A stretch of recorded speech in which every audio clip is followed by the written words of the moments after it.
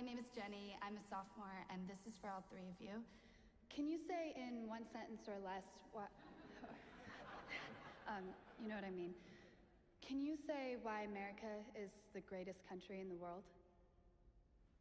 Diversity and opportunity. Lewis? Freedom and freedom. So let's keep it that way. Will? The New York Jets.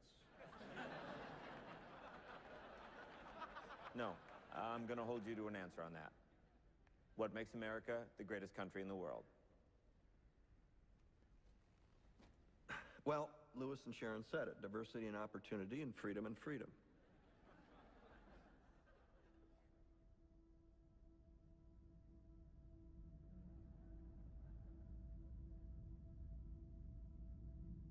I'm not letting you go back to the airport without answering the question.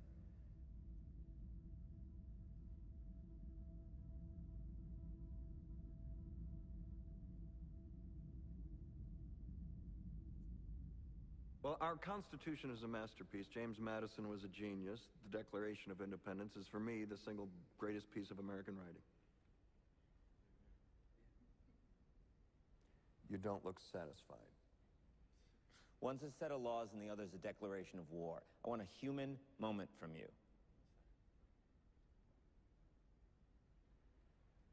What about the people? Why is America Not the greatest country in the world, Professor. That's my answer. You're saying... Yes. Let's talk about... Fine. Sharon, the NEA is a loser. Yeah, it accounts for a penny out of our paycheck, but he gets to hit you with it anytime he wants. It doesn't cost money. It costs votes. It costs airtime and column inches. You know why people don't like liberals? Because they lose. If liberals are so fucking smart, how come they lose so goddamn always? Hey, and with a straight face, you're going to tell students that America is so star-spangled awesome that we're the only ones in the world who have freedom? Canada has freedom. Japan has freedom.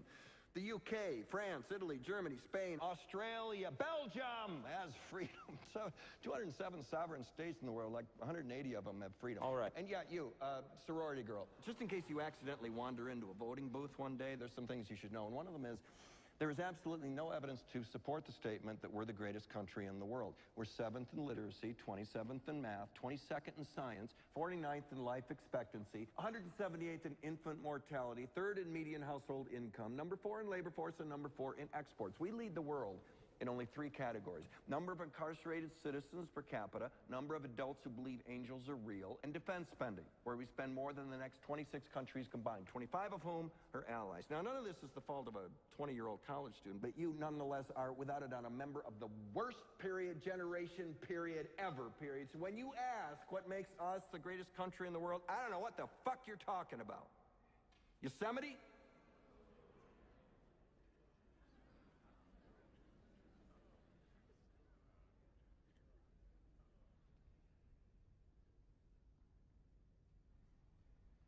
Sure used to be.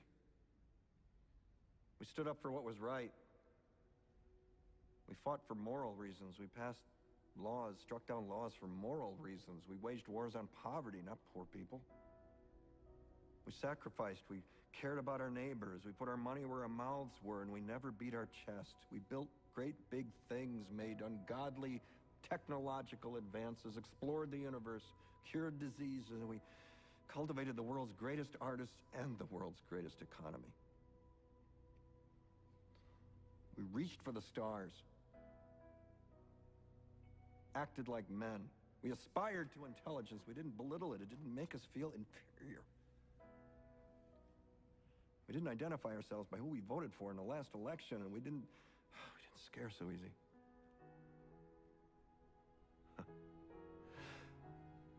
We were able to be all these things and do all these things because we were informed by great men, men who were revered. First step in solving any problem is recognizing there is one. America is not the greatest country in the world anymore.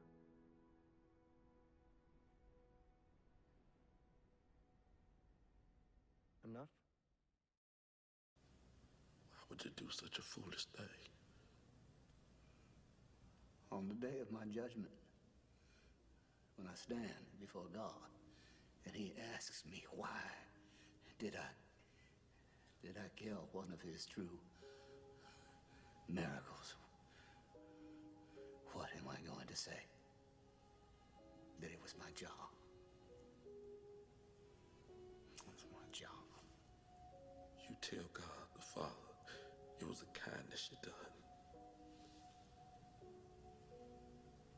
I know you're hurting and worried. I can feel it on you. But you ought to quit on it now.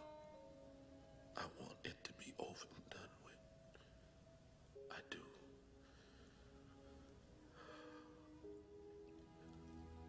I'm tired, boss.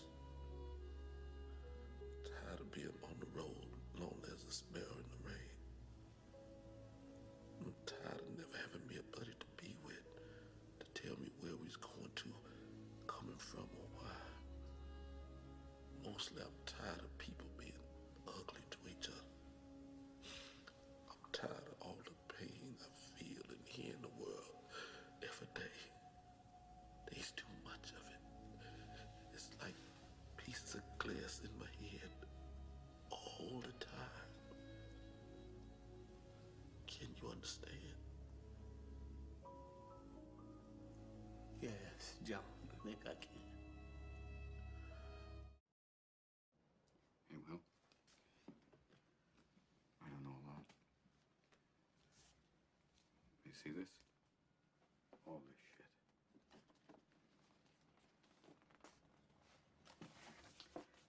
This is not your fault.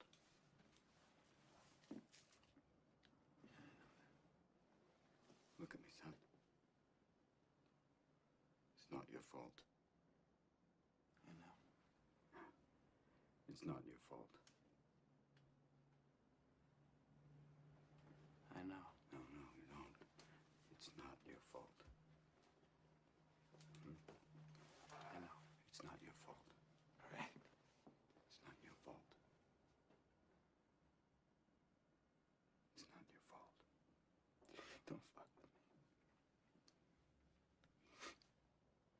It's not your fault. Don't fuck with me, all right? Don't fuck with me, Sean. Not you. It's not your fault.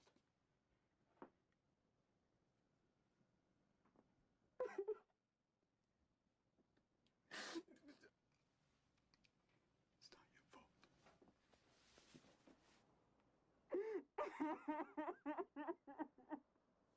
Oh my God. Oh my God, I'm so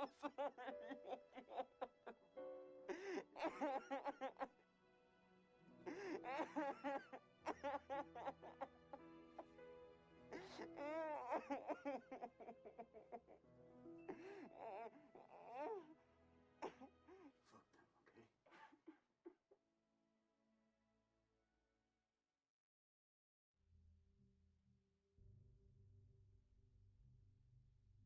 I'm sorry, but I don't want to be an emperor. That's not my business.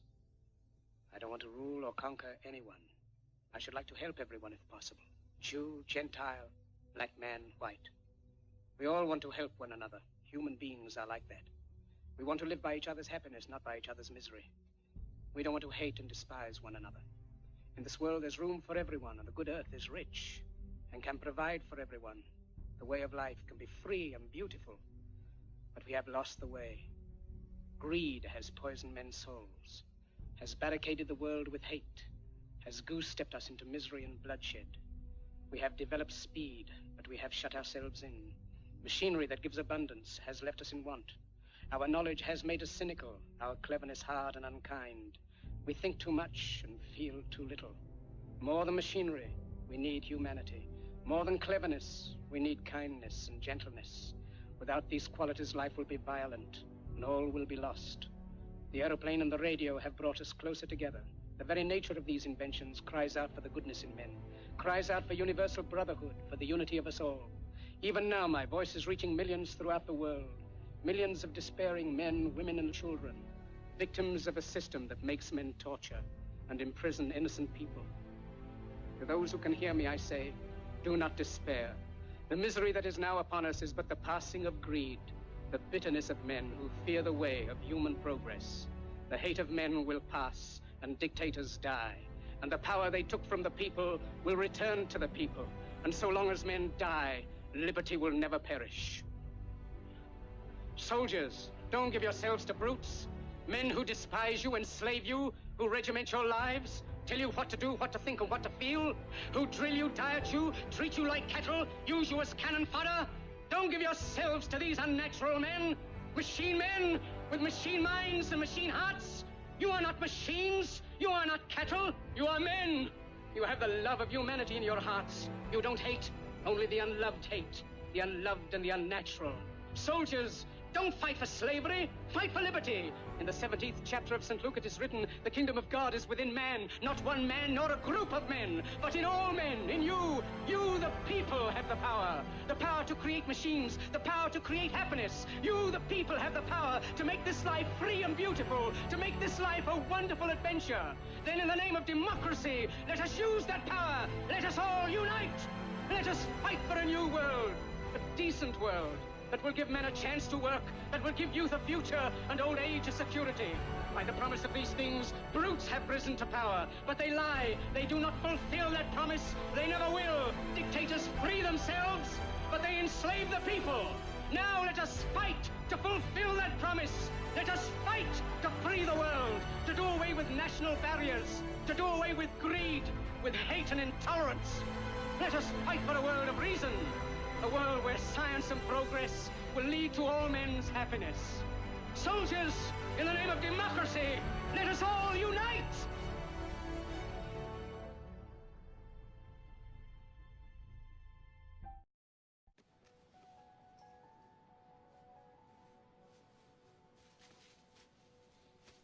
Hey. Don't ever let somebody tell you you can't do something. Not even me. All right? All right. You got a dream, you got to protect it. People can't do something themselves. They want to tell you you can't do it.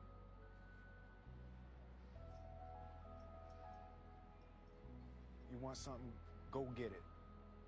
Period.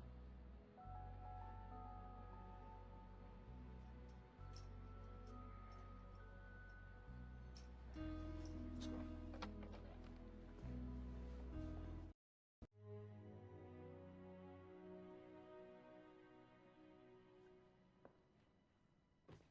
Our deepest fear is not that we are inadequate. Our deepest fear is that we are powerful beyond measure. It is our light, not our darkness, that most frightens us. Your playing small does not serve the world. There is nothing enlightened about shrinking so that other people won't feel insecure around you. We were all meant to shine as children do. It's not just in some of us, it's in everyone. And as we let our own light shine, we unconsciously give other people permission to do the same. As we are liberated from our own fear, our presence automatically liberates others.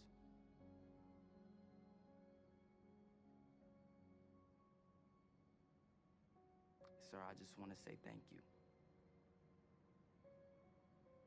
You saved my life.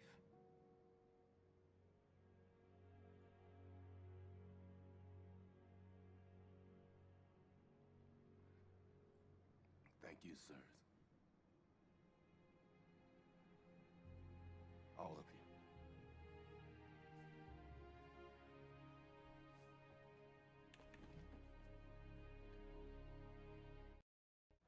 Then the time come for you to be your own man and take on the world, and you did. But somewhere along the line, you changed. You stopped being you. You let people stick a finger in your face and tell you you're no good. And when things got hard, you started looking for something to blame, like a big shadow. Let me tell you something you already know. The world ain't all sunshine and rainbows. It's a very mean and nasty place, and I don't care how tough you are, it will beat you to your knees and keep you there permanently if you let it. You, me, or nobody is gonna hit as hard as life. But it ain't about how hard you hit. It's about how hard you can get hit and keep moving forward. How much you can take and keep moving forward. That's how winning is done. Now, if you know what you're worth, now go out and get what you're worth. But you gotta be willing to take the hits and not pointing fingers saying you ain't where you want to be because of him or her or anybody. Cowards do that, and that ain't you! You're better than that!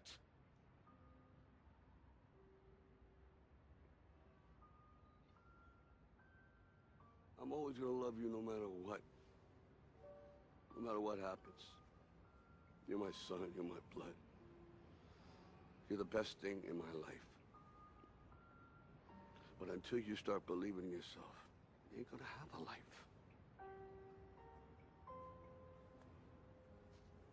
Don't forget to visit your mother.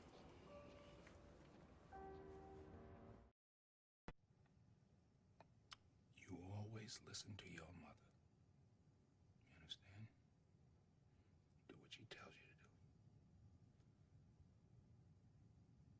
She's your best friend. You tell her you love her every day.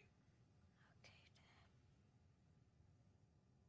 Now, you're too young for girls right now, but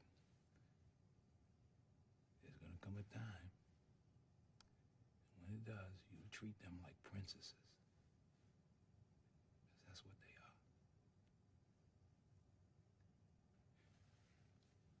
When you say you're gonna do something,